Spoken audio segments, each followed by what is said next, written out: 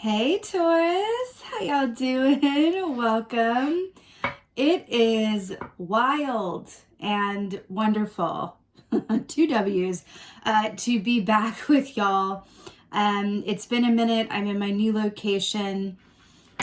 Took me a minute to get here with you guys, but it makes it all the more sweet. So I'm just so happy to be back. Welcome. Thank you so much for being here. Now, enough of that gab. Let's get into your meditation. Let's get into the good stuff. So there are three animals that I saw come through in your meditation in slightly different contexts. So the first thing that I saw was this, and just stay with me, y'all, okay? I know it's been a minute, but I'm going to just get right back to it and say, I saw a baby clown.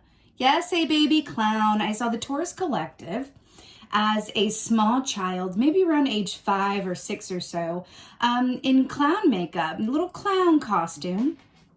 And I saw this little baby clown sort of in an environment that wasn't very conducive to clown energy, meaning that there was an aspect of like searching or looking for the humor. Also, if you think about, children, there's a certain aspect of like, gentility and softness and care and laughter and joy and nourishment, right? That ideally children have a lot of access to, right? Ideally.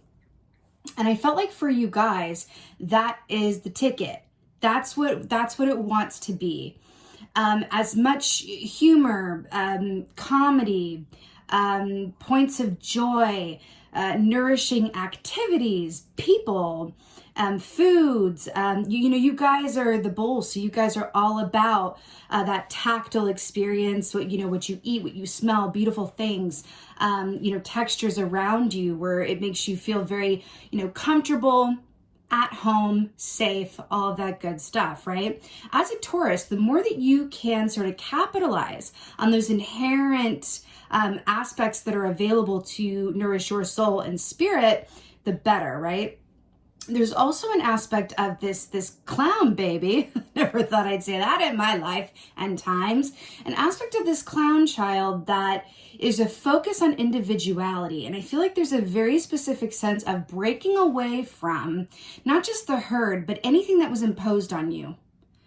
Whether it be a societal, you grew up in a society or a situation that was imposing very limiting thoughts on you, or very specific ways to be, think, feel, dress, behave, worship, whatever that is. I feel like there's a very distinct, or this could be from you as well, because Lord knows that we definitely do that to ourselves as well, right? And I feel like there's an aspect of you that is wanting to, I don't even want to say break free of it, but release and move away from, right? Break free sounds a little bit too harsh for you. Like that's rather the point, right? So it's an aspect of, I am sitting in an energy where from a soul perspective, I want to be 100% myself. I want to do what truly nourishes my soul, regardless of how I was raised, regardless of, what I've thought in the past and trying to conform to things. This feels like the time of the individual you. And there feels like there is so much strength and power in that. People say like, be you, to thy own self be true, all of that good stuff.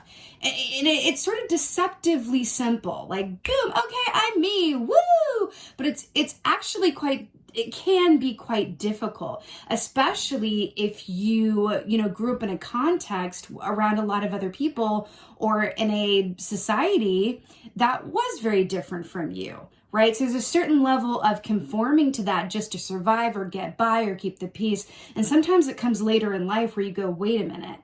I think that maybe what's really the true essence of me could be different. And maybe it's just slight differences too, right? But for you guys, it feels like the ticket is nourishment, pleasure, comedy. Funny movies, funny people, funny thoughts. That feels really, really important for you guys for September. Also, the three animals I saw were the horse, which is about freedom, movement, going with the flow, trusting in the timing of things. I also saw the crocodile, which is an emphasis on the importance of mental health and nourishment and timing. And I also saw the moth, which is about, trusting that, retreat is not defeat. It's just about taking your time getting to where you're going and not forcing yourself into a next cycle before you're ready. Okay?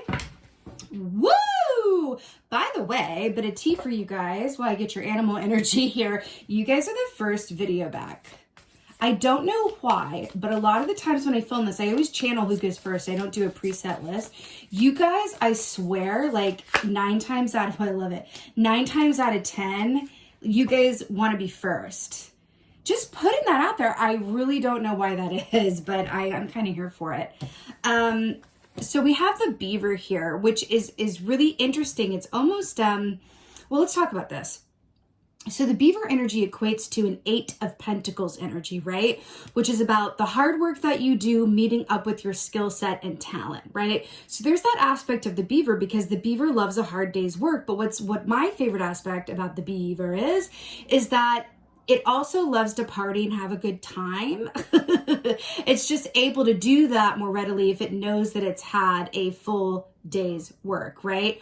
Equal amounts rest and play. So I think that that's really interesting that that's coming up for you as well. I do feel like there has been work. Now, this work, the beaver is also not just about, the income-based work, right? This is about the work, capital THE, meaning the personal work, the soul work, doing the work, right? So there's, who's coming through as I say that? There's a lady called Iyanla Van Zandt, and I don't know if you guys are going to know her, but I've lived and breathed for her for many, many years. There is a book that she wrote. She's written many books, but I'm getting a book for you guys called Yesterday I Cried. That was a book that she wrote about her childhood. Okay, it's coming together, people. About how she moved kind of from the pain and the experiences of her childhood into finding healing in her adulthood. It's called Yesterday I Cried, Iyanla Van Zandt, if you're so called. She also has a show on the O Network called Iyanla Fix My Life. Putting that out there, but she's coming through for you guys, and she's all about taking the wounded inner child, or the healing that wants to happen of our younger selves and bringing them into adulthood for integrative healing, which is really beautiful. Let's get right in your tarot here, and I have a feeling this beaver is going to come up again, but this is water energy for you, which is all about nourishing emotion, feeling, intuition, right? All right. Let's get going. Let's do this. Taurus. Ooh, I feel like there's this emphasis. You might feel like dressing differently or doing something different with your hair. There's an emphasis on the physical appearance of your physical home that wants to come out. And I'm really here for it. Now, this is really hilarious. So in the primary position here. So here we have the wise fox. So this is the death key, right? In the traditional tarot. So I'm really obsessed with this because there's definitely a little baby cherub. I'm channeling that childlike energy. And there's this queen dancing with a skeleton and a fox. Let's talk about this. So traditionally speaking, the death key is about what? Transformation, right? The old dynamic way for the new. Now, let me let you in on a little tea that you probably know. This is not the most comfortable energy out there, but I'm going to link this around to the moth that I saw, because moths go through those different cycles of life, right? From egg to caterpillar to cocoon, where they have to turn completely to goo, right? Metamorphose, right, to become the moth. I want to say that there's a specific emphasis on the moth formation only lasts 2 weeks or so, right? It's really about, moths are really mostly about the transformation more than the final product. And so I want to say that to you, which also kind of aligns with beaver energy. I'm feeling like welcoming an emphasis for you guys on the process over the product. The journey over the destination. That feels very, very, very, very important for you guys for September. Okay. Also, a note about fox energy here as well. They're incredibly clever. They're able to adapt and assimilate and shapeshift while staying true to who they really are internally. That's linking up with your meditation, right? Okay. What else is going on? Yeah, that's Scorpio energy for you. Ooh! Wow, y'all. Well, this is something else. So we have 2 of Swords here. Would you just look at this magnificence? I got this deck, this new deck in Glastonbury recently, and I'm kind of living for it. So we have the 2 of Swords here. So traditionally speaking, 2 of Swords is about a stalemate, a timeout. It's also about bringing together the head and the heart for conference and hearing what each has to say equally. But in order to do that, there's a certain stillness that needs to happen. 2 of Swords can be achieved a few different ways, but it's kind of difficult to do if you have a jam-packed day of, running to the grocery store and getting on a conference call and whatever else, running that errand, whatever it is. 2 of Swords requires a certain stillness of being. Okay, so I feel like that needs to be said for you guys. The 2 of Swords also, especially with this like sea serpent snake energy coming up towards the plane and like the full moon. What's interesting here as well is that this full moon energy, right? This talks about cycles and phases and transitions, which is linking up with the Scorpion energy as well. I'm really drawn to the color orange here because we have orange with the fox, then we have orange with this plane. Now, the orange chakra, I want to talk about that for a second, is very much about creativity. What you create in this world in your creative center. And I want to say that to you guys. It feels like, because I keep going back to this clown imagery where clowns create, right, an outlet for people to, and trust me, I know people have issues with clowns, but just go with me on this. You're like, why are you addressing my phobia right now? Stop. No, but clowns are really about creating humor and an escape from your everyday life. It's an outlet for humor. At least it's supposed to be, right? So there's a certain aspect of that. And I feel like you are being called to really assess your ratios of joy, right? And obligation. Can you, I'm seeing Matt from like the Egyptian scale, right? But instead of like the heart and the feather, right? Because when in Egyptian lore, when someone would die and before they could pass over and decide where they were going to go, and they passed over, they would put the heart on one side of the scale and the feather on the other. And, if your heart was heavier than a feather, not so great. But if it was lighter, okay, cool, you too shall pass. But I'm seeing joy versus obligation. And also individuality versus conformity. Can you weigh that up for yourself and see what's working and what's not?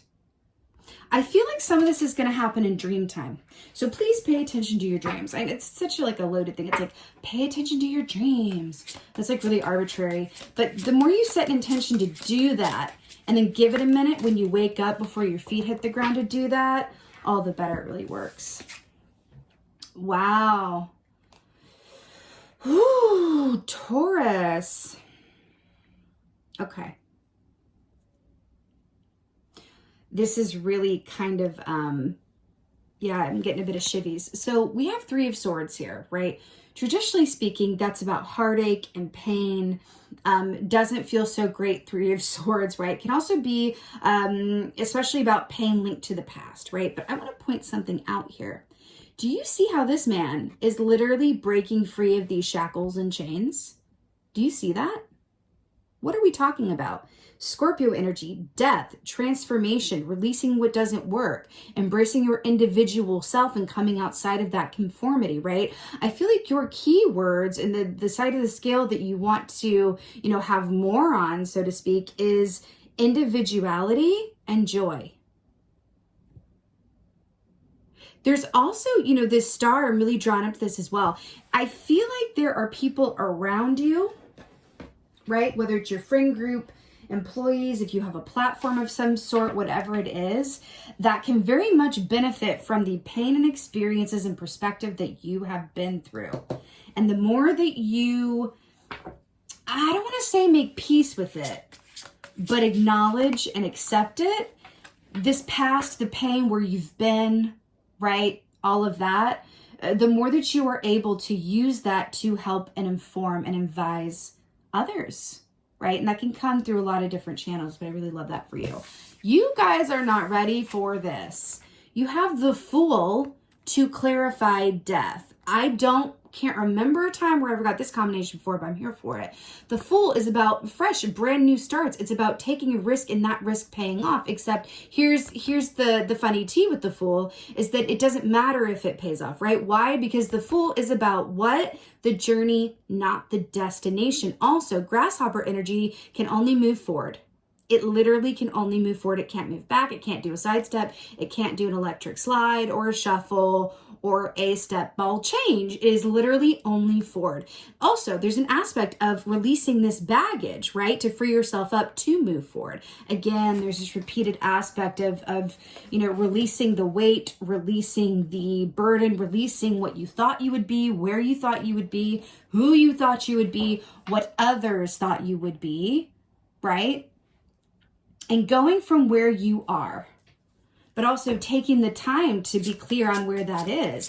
Sometimes it's not always easy to be like, oh yeah, this is exactly where I am. I'm completely in tune with my inner desires and like state of being. No, that requires like a Two of Swords moment to really be in that stillness. And I feel like there's an aspect to this Two of Swords here, right? Which is about taking an aerial point of view, right? Seeing things from a higher perspective, but also going in those emotional waters to inform you, which is why this deck is so brilliant too, because that's the Two of Swords, the head and the heart working together in conference to get all the tea that you need, right?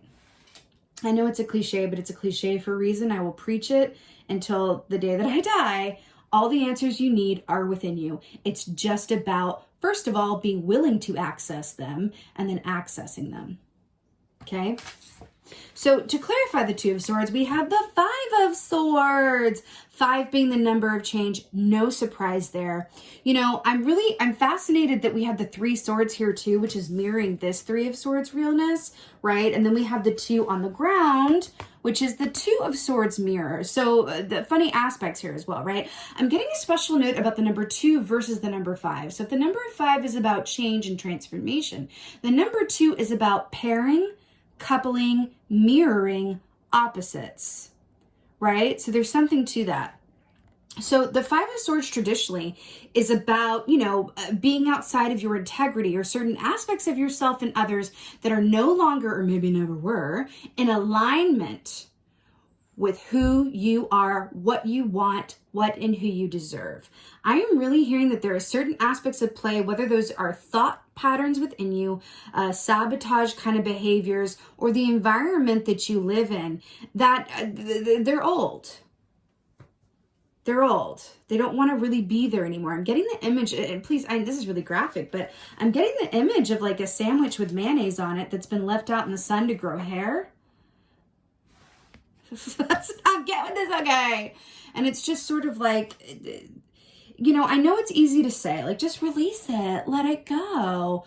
But listen, as humans, we are really good at thinking or believing that we've released something, but just like an onion, right, the layers go deep and you get into a new situation where suddenly things that you thought that you healed are not that healed because you're in a new given circumstance for which it to, have life and form and kind of come crawling out of the, the floorboards again. So I'm also hearing be patient, easy with yourself as well. Again, that could be why you're being advised humor, laughing, joy, comfort feels really important while you undergo this transformation. And getting an image of the Buddha who is protected by Naga, who was the 7-headed serpent who protected, I think it was 7 heads, protected Buddha while he was meditating for, I don't know, like 1,000,000 days and nights. Not 1,000,000, but I can't remember the exact amount. There's something to that. Also, I'm getting a special note. Who in your life serves as your protector?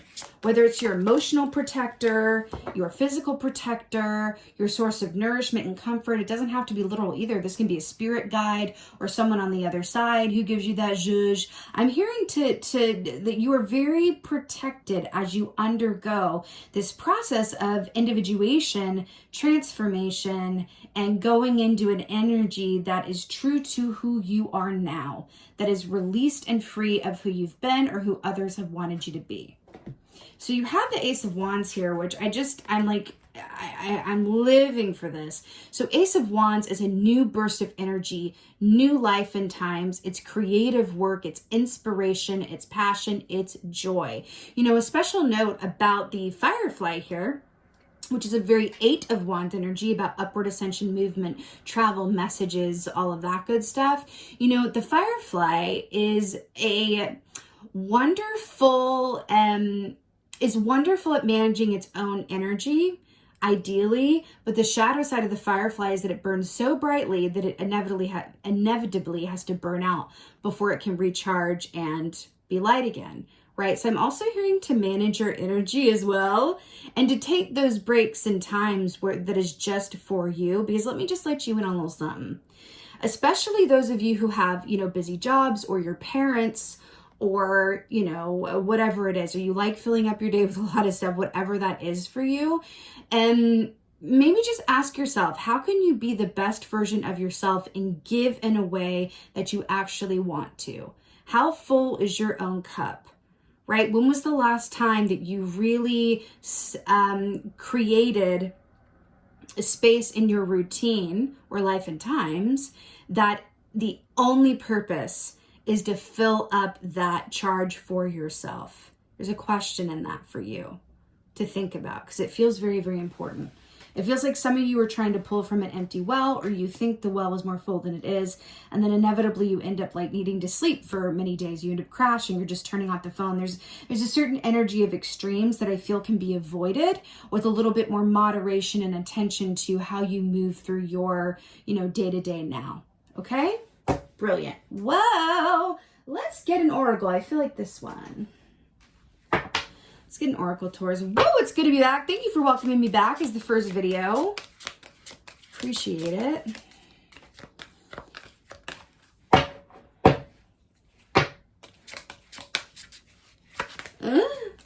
Oh my God. Why am I not surprised? Why am I not surprised? Okay, so we have the Dragon's Duel here. Inner conflict, morality, conscious choice. 2, it's number 23. 2 plus 3 equals 5. You know, this is about tension. This is about more than one way to do something, and kind of them rubbing up against each other as opposed to blending and working together. So look at that duel going off the dragon's tails and the full moon realness. So dragons are about the truth, how you see yourself and others. Let me let you in on a little something about dragon energy. They don't give an F about justification, how you feel about things, like your emotional life and times. Dragons are, that energy is very, how do I put this? It's like a very fair, but like kind of a cooler, removed energy, where it's just a bit like, it's kind of like an air sign energy, you don't say, at the flying creature, where it's kind of like, oh, well, now that you're done telling me how you feel about things and letting out your emotions, let's get to the point. Like, that's what dragon energy is. Now, I'm going back to this Two of Swords thing about bringing your heart and head together, you know, for conference, right? To take a real accurate assessment of where you are and where you want to be, because there are aspects of how you do things, how you see things, where you are, who you are, any and all of the above, that are old and are a sandwich with mayonnaise on it that's been in the sun too long. Okay?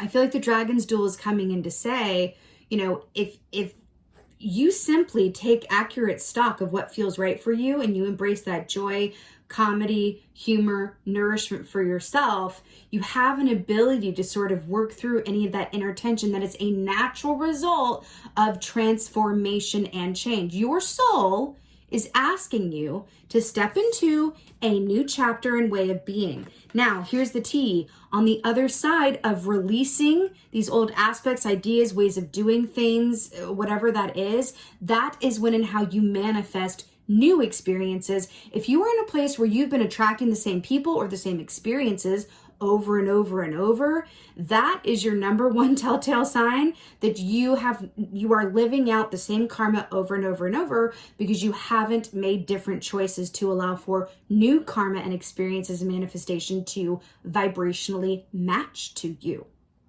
right? Taurus, you got this. I feel like there's an aspect of, the tonic here is definitely with the dreams, paying attention to them, giving them homage, because your dreams, that is a direct line to your subconscious, okay? And so I feel like they're there to help and inform you. As much funny movies that or whatever, sources of humor, funny people that you can be around while nourishing yourself and taking some, even if you have to do it in a planner, some time to be still and quiet, and then also observe if you do anything to kind of conveniently distract yourself when you go to be quiet and still with yourself, right? Like if you go to do that and you're like, let me just sweep the floor first. I won't be able to sit here in my own thoughts if there's dust. Or you know what, let me go on and like make a quick smoothie because it's better on a full stomach. Just observe yourself around that, okay, my loves? Like we're really good at doing that, okay? But with that being said, whoa, this is your September general reading. Thank you guys so much for being here. I really, really, truly have missed you. It's such a joy to be back. Would you do me a huge favor and let me know in the comments how y'all doing? What have I missed? What's going on? How does this land? How you guys feeling? How you doing? Please let me know in the comments below. And with that being said, just again, thank you guys so much for being here. And most of all, and as always, thank you for being you, and be well. Until next time.